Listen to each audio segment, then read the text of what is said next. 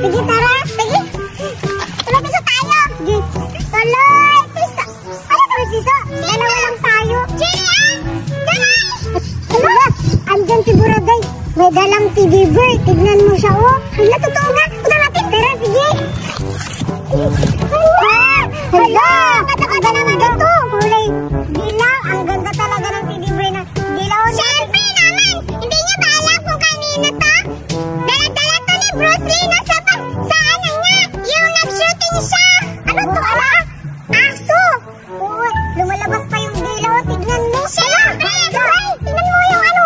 Yung brito niya. Oh, tignan mo. Wow! Galing sa London. Binili ng mami ko. Ang yaman talaga ni Buraday. Ano ba kayo? Di ba kayo nasanay? Pumunta ka ba dito, Buraday, para ibigay mo to sa akin? Ala! Hindi ako pumunta dito para ibigay yan sa'yo. Akin yan. Alam mo ba kung magkano to? Hindi to bagay sa'yo kasi ang pangit mo. Maganda tong stop toys na to. Hala, maganda pala. Siguro para sa akin to. Wow! Bagay na bagay sa suot ko. Ang ganda! Hindi kasi bagay to sa'yo, Julian, kasi para kang nanay. Ang bagay sa'yo, yung malaking teddy bear na pang matanda. Isa ka pa! Mas pangit ka naman kay Julian eh. Maganda lang yung suot mo.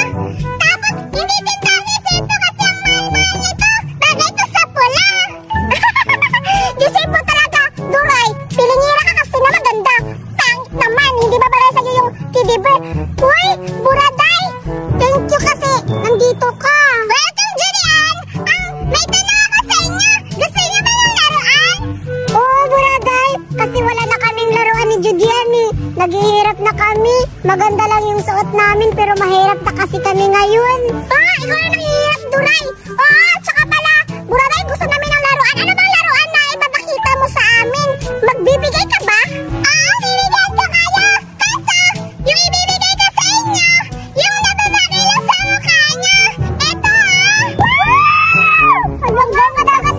Wow! Ito ba yung ibibigay mo sa amin, Buraday? Oo! Wow! Ang ganda! Diba? Sabi ko sa inyo, magugustuhan nila yan kasi kagaya ng mukha nila yung teddy bear na mapangit. Ngayon, maingit pa rin sila kasi yung teddy bear ko maganda. Hindi kagaya ng teddy bear nila. Parang pang-witch. May sungay pa kagaya sa kanila. Buraday, oo nga. Bagay lang sa kanila yan. Nagpangit ka raw, sabi niya. Pangit. Uy, Buraday, ano sabi mo pangit kami? Oo nga. Wala naman ako sinabi na gano'n ah.